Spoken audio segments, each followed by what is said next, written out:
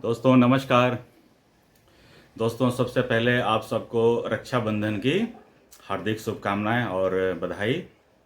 आप लोग सब अपने अपने बहनों से राखी बंधवाइए। हमने भी राखी बंधवा ली हैं। और दोस्तों जैसा कि आप लोग ने थंबनेल में देख लिया होगा कि आज हम लोग चर्चा करेंगे राजनीति और नैतिकता की। क्या राजनीति में अब नैतिकता बची है या नहीं? कुछ हम लोग एग्जाम्पल को लेकर इस बात की चर्चा हम लोग करेंगे। दोस्तों एक ज़माना ऐसा था जब लाल बहादुर शास्त्री हमारे देश के प्रधानमंत्री थे।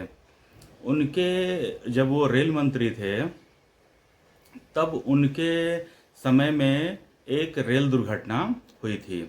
उस रेल दुर्घटना से दुखी होकर लाल बहादुर शास्त्री ने सारी जिम्मेदारी लेकर इस्तीफ़ा दे दिया था। वो तो खैर अब उनकी बात थी। अब उनके समानता में आज के समय में कोई नेता मुझे तो दिखता नहीं है। उनके जो आदर्श थे, उनके जो सिद्धांत थे, उस लेवल के नेता तो आज के समय में कोई नहीं है। खैर, तो हम लोग आज के समय में राजनीति में नैतिकता बची है कि नहीं, इसको हम लोग कुछ एग्जाम्पल के थ्रू समझेंगे। दोस्तों सबसे पहला एग्जाम्पल हम लोग लेते हैं नीतीश कुमार और जीतन राम मांझी की। दोस्तों 2014 में जब जेडीयू अकेले लोकसभा का चुनाव लड़े थे तब उनकी पार्टी को कुल 2 सीट, सिर्फ और सिर्फ 2 सीट आई थी। और अपने पार्टी के परफॉर्मेंस से जो जेडीयू के चीफ थे, बिहार के मुख्यमंत्री नीतीश कुमार, वो इतने दुखी हुए कि उन्होंने अपने पद से इस हार की जिम्मेदारी को लेते हुए अपने पद से इस्तीफा दे दिया। तो लोगों ने समझा कि नीतीश कुमार में एक नैतिकता आई है। उन्होंने नैतिकता का एक लेवल सेट किया है। तो दोस्तों और नीतीश कुमार ने इस्तीफा दे दिया और बिहार को चलाने के लिए उनके पास जितने भी काउंसिल ऑफ मिनिस्टर्स में लोग थे, उन्होंने सारे परमुटेशन, कम्बिनेशन, गुना भाग करके देखा। तो उनको लगा कि सबसे ज़्यादा काबिल आदमी अभी उनके मंत्रिमंडल में बचे हैं तो वो जीतन राम मांझी। और उन्होंने जीतन राम मांझी को बिहार का मुख्यमंत्री बना दिया। दोस्तों बिहार के मुख्यमंत्री को उन्होंने ये कहकर बनाया कि वो अपने पद से इस्तीफा दे रहे हैं, एक महादलित को वो सीएम बना रहे हैं, वो एक काबिल आदमी हैं, वो एक सक्षम आदमी हैं, बिहार के नेतृत्व वो कर सकते हैं। ये सब बात करते हुए उन्होंने जीतन राम मांझी को उन्होंने बिहार का सीएम बना दिया। दोस्तों अभी बिहार के सीएम को बने हुए 10 महीना ही हुआ था कि नीतीश कुमार की नैतिकता ने यू टर्न ले लिया। नीतीश कुमार की नैतिकता को लगा कि ये ज़्यादा सही नहीं रहेगा। उन्होंने जीतन राम मांझी, नीतीश कुमार का मन अक्सर बदल जाता है, नीतीश कुमार ने जीतन राम मांझी से कहा कि अब वापस आप इस्तीफा दे दीजिए, अब हम सीएम बनना चाहते हैं। तो दोस्तों उस समय तत्कालीन मुख्यमंत्री जीतन राम मांझी ने इस्तीफा देने से मना कर दिया कि हम इस्तीफा नहीं देंगे। तो नीतीश कुमार, अब चूंकि पार्टी की जेडीयू के सर्वे थे और नीतीश कुमार की बात को कोई ना कैसे कर सकता है, तो नीतीश कुमार ने विधानसभा अध्यक्ष के थ्रू क्या किया, अविश्वास प्रस्ताव ले आए। अब विधानसभा अध्यक्ष ने उन्हें जीतन राम मांझी को कहा है कि आप विधानसभा में अपना बहुमत साबित कीजिए। अब जीतन राम मांझी, जब जेडीयू के सारे नेता रिवोल्ट कर गए, जेडीयू के सारे नेता ने जीतन राम मांझी से ये कहा कि अब आपको इस्तीफा देना ही पड़ेगा, क्योंकि नीतीश कुमार उनके जो सर्वा नेता थे वो चाह रहे हैं, तो उनको तो ये करना ही पड़ेगा। और कांग्रेस और आरजेडी दोनों ने भी जीतन राम मांझी के प्रति अविश्वास प्रकट किया। हालांकि उस समय बीजेपी जीतन राम मांझी के पक्ष में खड़े थे और उन्होंने कहा कि आप विश्वास मत में जाइए, और बीजेपी उनका समर्थन देने का बात कहे थे।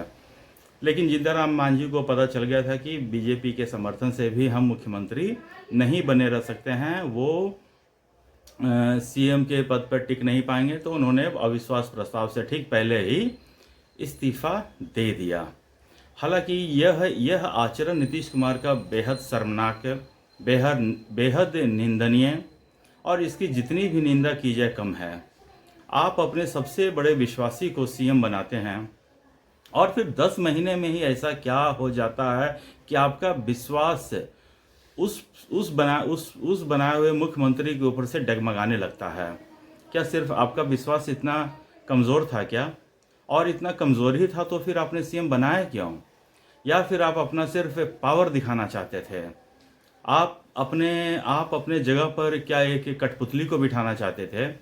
यही आपका काम बच गया है क्या?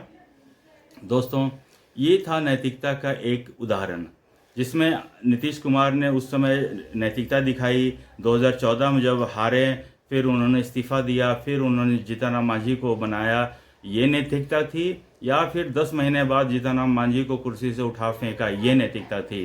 दोस्तों, ये आप मुझे बताएंगे।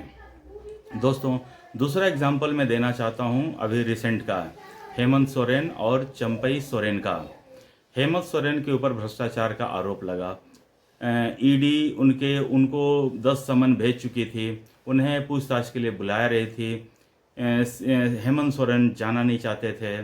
और जब हेमंत सोरेन को जब फाइनली 10वें समन में जब उनको लगा कि अब मुझे ईडी के सामने जाना चाहिए और जाना पड़ेगा, तो उन्होंने क्या किया? उन्होंने हेमंत सोरेन को लग गया था कि उनके भ्रष्टाचार में उनको जेल होगी ही होगी। तो उन्होंने क्या किया? उन्होंने रातों रात इस्तीफा दिया।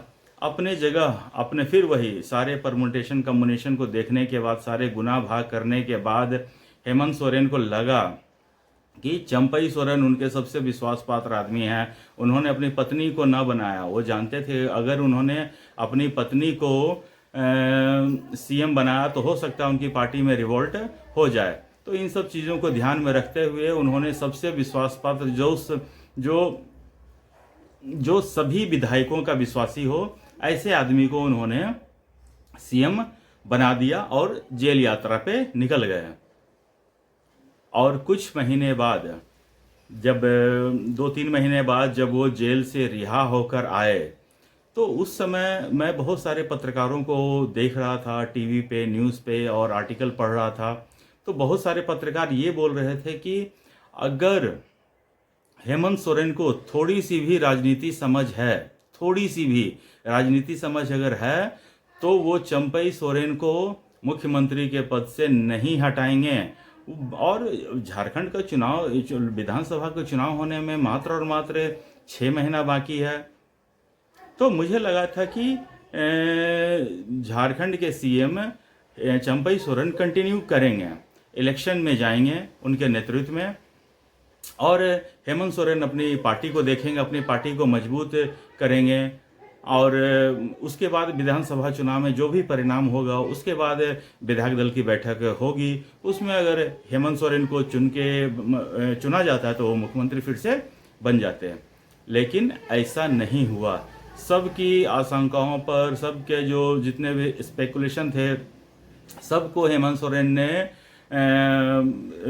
धता करते हुए एक दिन अचानक आए और रातों रात चंपई सोरेन को कहा कि आप अपने पद से इस्तीफा दीजिए। चंपई सोरेन, मुझे लगता है कि सीधे साधे आदमी हैं, उन्होंने इस्तीफा दे दिया और हेमंत सोरेन फिर से वापस झारखंड के मुख्यमंत्री बन गए। तो जिस समय हेमंत सोरेन ने मुख्यमंत्री के पद से इस्तीफा दिया और चंपई सोरेन को सीएम बनाया, उस समय भी सब लोगों ने कहा कि हेमंत सोरेन ने नैतिकता दिखाई। जेल जाने से पहले एक मुख्यमंत्री को नैतिकता दिखानी चाहिए, और उन्होंने इस्तीफा देकर चंपई सोरेन को सीएम बनाकर फिर वो जेल की यात्रा पर गया। लेकिन अचानक 3 महीने में उनकी नैतिकता फिर खत्म। तो क्या इस तरह देश में राजनीति और नैतिकता चलेगा? लेकिन मैं ये कहना चाहता हूँ, लेकिन इन दोनों नेताओं ने, नीतीश कुमार ने और हेमंत सोरेन ने, 2 नेता पैदा कर दिए हैं। दोस्तों, 2014 से पहले जीतन राम मांझी को कोई जानता नहीं था, कोई पहचानता नहीं था। उतना उनके क्षेत्र के अलावा पैन इंडिया में या पैन बिहार में कोई उनको जानता नहीं था। इसी तरह चंपई सोरेन का हाल है। चंपई सोरेन को भी कोई उतना खास पहचान नहीं थी। वो अपने क्षेत्र में हो सकता है काफ़ी नाम के हों, लेकिन पूरे झारखंड के लेवल पर या पैन इंडिया लेवल पे उनका उतना पहचान नहीं था। लेकिन इन दोनों मुख्यमंत्रियों ने मुख्यमंत्री बनाकर पैन इंडिया पहचान दिला दी। अब जाहिर सी बात है, जब चंपई सोरेन को भरी सभा में कहा गया कि आप इस्तीफ़ा दो और उन्होंने इस्तीफ़ा दे दिया, तो जब मेरे जैसे आदमी को खराब लग सकता है तो जिनके ऊपर ये बीती होगी उनको भी तो खराब लगा होगा। और आज देखिए, आज समाचार पत्रों में ये पढ़ने का आ रहा है कि उस दिन से ही चंपई सोरेन दुखी थे। लेकिन हेमंत सोरेन एक चूँकि परिवारवादी पार्टी से आते हैं, तो उन्हें अपने विधायक कार्यकर्ताओं के सुख दुख, दुखी हैं सुखी हैं, उनसे कोई लेना देना नहीं होता है। उन्हें सिर्फ सत्ता का भोग चाहिए होता है और सत्ता ही उनके लिए सुख और दुख का कारण होता है। अगर सत्ता उनके पास है तो वो सुखी हैं, नहीं है तो दुखी हैं। बाकी और किसी चीज़ से उनको लेना देना नहीं है। दोस्तों, अब एक हम तीसरा एग्जाम्पल देखेंगे, वो है अरविंद केजरीवाल का। दोस्तों, अरविंद केजरीवाल के बारे में मैं पहले भी कह चुका हूँ कि नैतिकता और केजरीवाल दोनों का कोई लेन देन है ही नहीं। दोनों का आपस में कोई है ही नहीं, तुलना ही नहीं कर सकते हैं। नैतिकता का केजरीवाल से कोसों तक कोई वास्ता ही नहीं है। राजनीति में, भारतीय राजनीति में अरविंद केजरीवाल ने भ्रष्टाचार का वो पैमाना सेट कर दिया है जिसे कोई भी पार नहीं कर सकता है। सोचिए, जहां केजरीवाल कहता था कि आरोप लगते इस्तीफा होना चाहिए, वो केजरीवाल आज 150 दिन से जेल में बंद है। इस्तीफा देने का छोड़िए, बेशर्मी से कहता है कि तानाशाही चल रहा है। उसे जेल में बंद कर दिया गया है। उसे लगता है कि जब बेल मिलता है तो न्यायालय न्याय करता है, और वही न्यायालय जब उन्हें जेल भेजता है तो वो तानाशाही होता है। तो वो तानाशाही किसको कहना चाहते हैं, न्यायालय को या देश के प्रधानमंत्री को? एक्चुअली वो बोलते हैं प्रधानमंत्री को, लेकिन उनका निशाना होता है न्यायालय, क्योंकि प्रधानमंत्री या किसी आदमी का काम नहीं होता कि किसी को जेल भेजे। अगर किसी को जेल भेजा भी जाता है तो न्यायपालिका, उनके पास तो अभिषेक मनु सिंघवी जैसा वकील हैं जो दिन रात एक कर सकते हैं। तो जब अगर किसी को वैसे ही जेल में डाला जाता है तो सुप्रीम कोर्ट तो वैसे ही किसी को बेल दे देता है। सुप्रीम कोर्ट तो बेल देने के लिए ही बैठा है ना। अगर किसी के ऊपर गलत इल्ज़ाम में किसी ने किसी को फंसाया है या जेल भेजा तो सुप्रीम कोर्ट तो यही सब देखता है ना। लेकिन सुप्रीम कोर्ट आपको जमानत नहीं देता है, और जब जमानत देता है तो आप इसे विक्ट्री परेड बताते हैं, जो कि सरासर गलत है। और अरविंद केजरीवाल से नैतिकता की बात करने पे मैं तो सोचता हूँ, मैं बोल भी रहा हूँ तो भगवान मेरे से दुखी हो जाएंगे, नाराज हो जाएंगे। तो अरविंद केजरीवाल से नैतिकता की बात करना ही बेईमानी है। और तो दोस्तों, मैं तो ये कह रहा हूँ कि जैसे अभी एक एग्जांपल मैं दे रहा हूँ, अभी सिद्धरामैया जो कर्नाटका के सीएम हैं, उनके ऊपर भ्रष्टाचार का इल्ज़ाम लगा है। मैं तो कहता हूँ बीजेपी वाले शोर कर रहे हैं, सरावा कर रहे हैं कि उनको जेल जाना चाहिए, इस्तीफा देना चाहिए। मैं तो कहता हूँ सिद्धरामैया को इस्तीफा देना ही नहीं चाहिए। केजरीवाल का एग्जाम्पल उनको देना चाहिए कि जब केजरीवाल जेल पहुंच गया, इस्तीफा नहीं दिया, तो मैं आरोप लगते ही इस्तीफा क्यों दूं? तो केजरीवाल ने तो ये सिस्टम ही खत्म कर दिया कि किसी पे आरोप लगे तो वो इस्तीफा देगा, ये सब। तो केजरीवाल ने एक ऐसा बार सेट किया है जिसे अब कोई भी, मतलब कि इसने भारतीय राजनीति का जो संवैधानिक स्ट्रक्चर है उसको ही खतरनाक तरीके से बदल करके रख दिया है। तो दोस्तों, आज के लिए मैं इतना ही कहने आया था।